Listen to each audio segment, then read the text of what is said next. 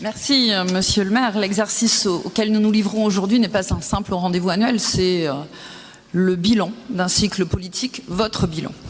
Nous arrivons au terme des 5 années de gestion municipale, 5 années au cours desquelles vous aviez la responsabilité de conduire Bordeaux, ses finances, son administration, son projet urbain, son ambition écologique. 5 années qui permettent désormais un jugement plein et entier. Et ce jugement est sans appel. Vous avez fragilisé l'héritage que vous aviez reçu. En effet, en 2020, vous êtes arrivé dans de bonnes conditions financières. Rappelez-vous, la Chambre régionale des comptes l'avait souligné et l'audit indépendant du cabinet Klopfer l'avait confirmé. Bordeaux disposait d'une capacité de désendettement d'environ 4 ans, bien en dessous du seuil d'alerte fixé à 12 ans. Le taux d'épargne brute a avoisiné 14%, la dette était maîtrisée et la trajectoire d'investissement était considérée comme solide. Bref, une ville saine, structurée, armée pour faire face aux défis de la décennie. Mais aujourd'hui, le constat est tout autre. L'encours de la dette est passé de 250 millions d'euros fin 2019 à plus de 355 millions fin 2024. Et selon vos propres documents budgétaires, il atteindra 478 millions en 2027. Cela représente une hausse de 79% de l'endettement sur votre mandat. La capacité de désendettement est passée de 4 à près de 10 ans. Autrement dit, en 5 ans, vous avez fait reculer Bordeaux vers la zone rouge de la gestion publique. Au-delà de 12 ans, une collectivité est considérée comme en risque de surendettement. Vous nous en rapprochez dangereusement. Et ce n'est pas qu'une question de volume. Le coût de la dette explose lui aussi. Les intérêts s'élevaient à 6 millions d'euros en 2024.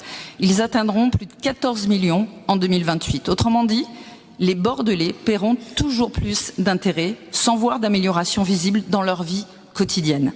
Car malgré cet endettement massif, où sont les résultats? La ville est plus sale, les espaces publics se dégradent, les écoles n'ont pas bénéficié du plan de rénovation thermique promis, il y a moins de places en crèche, alors que vous en aviez annoncé 500 supplémentaires, et la sécurité reste un angle mort du mandat, avec seulement 2 policiers municipaux supplémentaires par an. Sur l'écologie, même déception. Vous aviez promis un tournant, une ère nouvelle, mais les chiffres racontent une autre histoire. La pollution ne baisse pas, Bordeaux est devenue la ville la plus embouteillée, la surface d'espace vert par habitant a diminué malgré vos dires et les pistes cyclables créées ne représentent qu'1,58% du linéaire existant. Alors oui, vous invoquez les chocs exogènes, l'inflation, le coût, l'énergie, les décisions nationales. D'autres villes ont eu les mêmes chocs exogènes et ne se retrouvent pas dans cette situation alarmante. Ce qui explique cette situation, c'est d'abord votre choix politique, celui de financer votre mandat par la dette plutôt que par une gestion rigoureuse.